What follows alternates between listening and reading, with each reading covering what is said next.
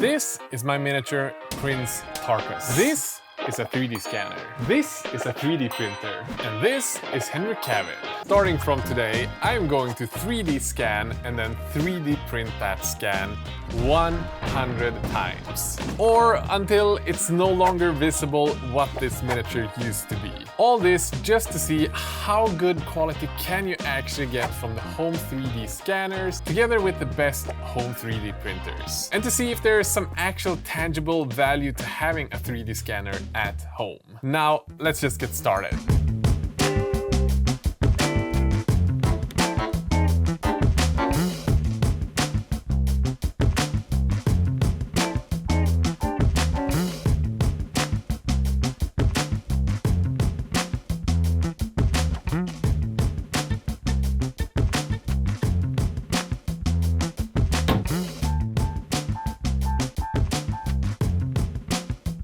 So guys, with that we have the first miniature. I'm honestly really surprised by the quality.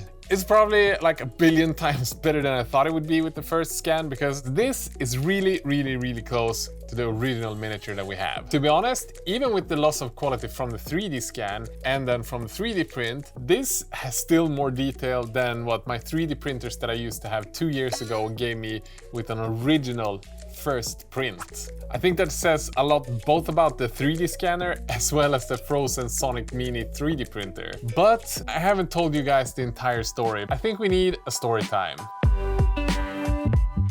So over the past 2 years, we've been sent 2 3D scanners from RevPoint, the 2 most common and most talked about 3D scanners for miniatures and home use. The RevPoint Pop Scanner that came about 2 years ago and the RevPoint Mini we got 9 months ago. Because they wanted me to make a video on 3D scanning miniatures and then printing them again. I had the plan of making this video because I wanted to take it to the extremes. The problem though, the first scanner we got was so bad that even after the first scan, I felt like the quality wasn't nearly good enough for anyone to actually use this on miniatures. So I scrapped the idea, put the pop scanner in the garbage bin, and then we flashed forward about 1.5 years and we got the RevPoint Mini. This scanner was better, but not a lot better to be honest. Because we have done about 40 test scans on this scanner. I asked if we could get a call with them to see if we were doing something wrong, if we misunderstood how we're using it, something wrong with our files. They asked us to send the files to them, but apparently everything is the way it's supposed to be. And we spent a total of like 30-40 hours on this, like a whole week's work to make this work. And we could not do it. Like, I feel like I wasted half my life. So that brought us to some weeks ago. How the hell was I gonna solve this problem? Well, a friend told me about this indie 3D scanning company called OpenScan. And they make this DIY scanning kit. You order some of the parts from them together with the software, maybe 3D print some parts yourself, and with that you should have a 3D scanner that's really good. So I wrote and asked them if they wanted to guide me to which scanner I should order, and they were gracious enough to send me one that they had already prepared and put together so that I could start scanning directly. And honestly, who am I to say no to that? Let's get back to our first print, this one. As I already mentioned, this one is so freaking close to the original that it's almost ridiculous. The only thing that feels a little bit soft and maybe out of focus are the rocks in the back and the foot. And I'm guessing that's because of the depth of field on the camera on the scanner. It's probably focusing up here, and then the parts that are further back gets a little bit softer. But the rest of the Mini, I would say, is just spot on. It's so freaking close. So I guess I'm gonna slap this on the scanner, see how amazing that's gonna look after we scanned it, and then just put it into our amazing 8K 3D printer, and I'll get back to you in like 24 hours. So print and scan number 2. The biggest difference again is that the foot is even a little bit more soft and the rocks are even less detailed. Other than that, I feel like we still have most of the details left there. It's obviously not quite as sharp on the necklace and the shoulder pads and the edges, but it's definitely still good enough. But there is one thing. On the left leg of Tharkos, where the leg is sort of folded, it has kind of grown together on this area. It's a small thing because the general shape and the detail is still good, but it's still an artifact that wasn't there originally. We also have a tiny dent at the top of his head. I'm guessing this is from the 3D printer, but it's going to be really fascinating to see how this little dent is going to grow over the span of this entire video. It's really difficult to say how big a drop of quality we have. Everything's a little bit softer, but it's still all there and it's still looking really sharp.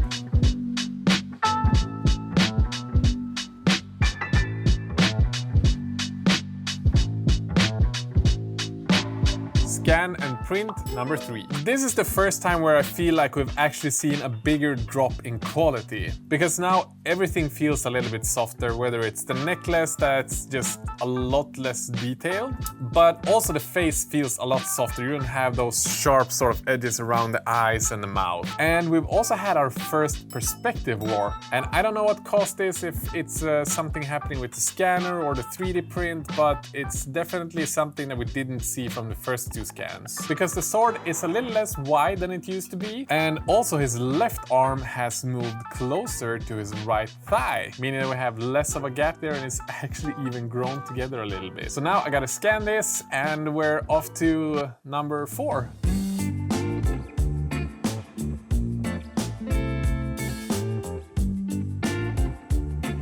So on print number 4 and 5, I feel like the difference wasn't that big, but come print number 6, the handle of the sword has started to bend quite a bit. It's no longer a straight sword, it kind of looks like a banana. And where the fabric is connecting to the ground has really started to grow together a little bit more. Everything is a lot softer. We're losing some of that sharpness and detail for every scan and print we're doing. The print number 6 as well is the first print where all of those runes and details that were carved into the rocks in the back are completely gone. They are just all flat. I'm not at all surprised that this happened. I'm honestly more surprised that we're still having this much detail in the face and all of the other areas on the torso. I feel like number 4 and 5 were still in the range kind of the quality that I used to get from my Anycubic Photon 3D printer. Number 6 though is kind of leaning towards the edge where it's not quite good enough quality for me to be excited about painting it at all. It's not terrible quite yet, but comparing that to like buying a casted miniature from a professional miniatures brand, not quite the same. I'm honestly really hyped to see where this is gonna go now, but first I want to talk to you about something related to 3D printing. This week's sponsor, Collective Studio, is a miniature brand created by industry veterans, and they offer some pretty damn amazing miniatures both for playing and painting. You can get the miniatures in both 32mm scale or 3D print them in 75mm scale, perfect for painting display miniatures. And they all come pre-supported. So if you become a subscriber of Collective Studio, not only do you get 30 miniatures every month, but you will also get access to their Dragon Vaults Welcome Pack, which currently have an Ancient Red Dragon, Black Dragon, Dragonfolk minions. The current pack for November is Sands of Ages Past. It's just filled with amazing looking minis. I think they speak for themselves, and you can join their tribes or Patreon for only $15 per month, and as I said, it's more than 30 minis. If you just want to buy a single mini from their My Mini Factory, you can use the code Squidmar and get 10% off whichever miniature you want. I put all of the links and info down in the video description. Now let's get to print number 7.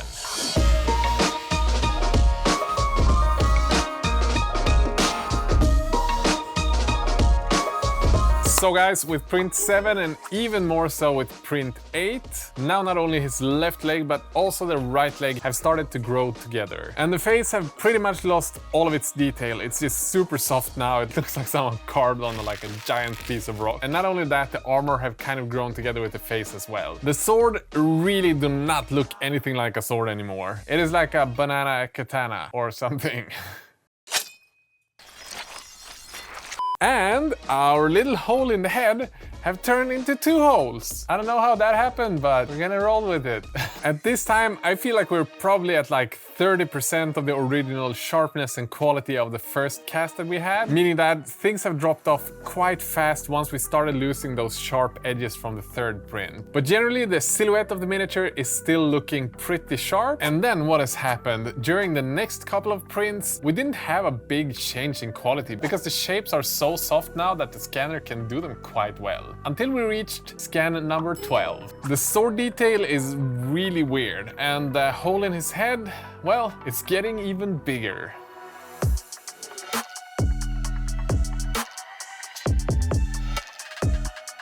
What the hell? It's finally happened. We've had our first failed scan. It's looking really funky. Just look at this body. I'm definitely gonna give it the benefit of the doubt and do another scan, because this big of a jump, considering how good the previous ones have been, I feel like there's something done wrong either on our side or like a connection error or something. So scan it again and hopefully it's gonna look better.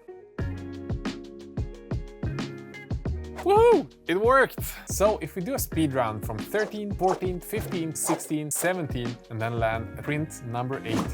The face is now about twice as wide as the original head of Tharkos was. It is the only body part that has gotten bigger, the rest of them just got thinner and thinner as we got along. And the posture of the miniature has started leaning backwards. I think it's a mix of the base kind of losing its shape, so the bottom of it kind of tilts. We also have a big problem that's going to cause some fascinating results in the coming prints, and that is that the fabric is becoming so thin that it's actually already broken down. You can see that we have a small ship from it that's been removed, and I'm kind of excited to see this vanishing in the coming couple of prints. The rocks are also becoming really thin, and the base have probably lost about 30% of its diameter. But the weird thing is, the edge of it have become twice as high. So it's smaller but thicker.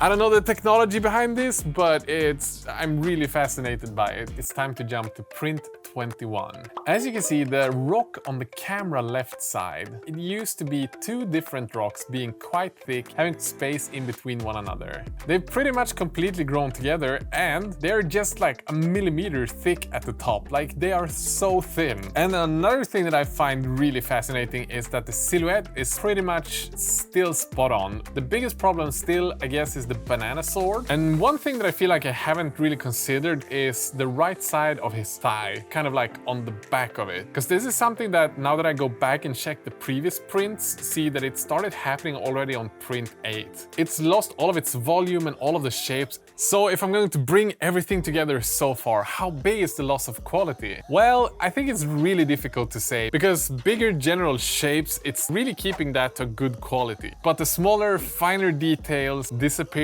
somewhat fast. And I feel like that was a disadvantage even when we got started. Even now that we've done 21 scans and 21 prints, meaning that we have 42 instances where the quality have changed of the miniature, it's still got some of that original quality to it. So let's do a bunch more of these prints, and I'll get back to you when we come to a point where it's either not visible or where it looks like a blob. And by the way, if you want to check out this miniature, this one is part of a big release that I did with all of the guys in the office called Champions of Sona. It's a total of 10 amazingly casted, sculpted and designed 75mm miniatures for you guys to paint and make awesome dioramas and scenes with. I'm going to put a link down in the video description so you can late pledge the campaign if you missed out the Kickstarter and be among the first ones to get these pretty freaking awesome minis. But now let's get back to scanning.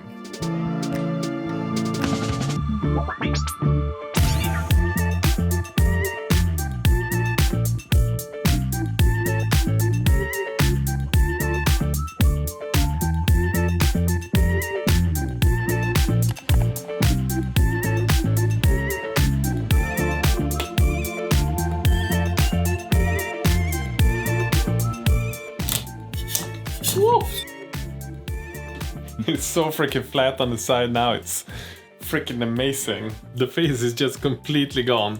There is no resemblance of detail on the face whatsoever. And I think we've been at this for like 3-4 hours per print. And so far it's probably somewhere around like 80-90 hours on all the prints and scans together. If this doesn't deserve a like for effort, seriously spending like 90 hours on one video, I don't know what does. Do it for the sake of science. So we just got print 31 out. Unfortunately, this one cannot stand on its own, which means that the last scan that we did, number 30, we needed to use a big piece of blue tack to make it just stand up. So it's kind of lost its integrity. It cannot be scanned on its own anymore. So I think this is where we cut off because, yeah, we couldn't reach past scan 31 without changing the miniature. I guess we're gonna do like a huge, grand reveal.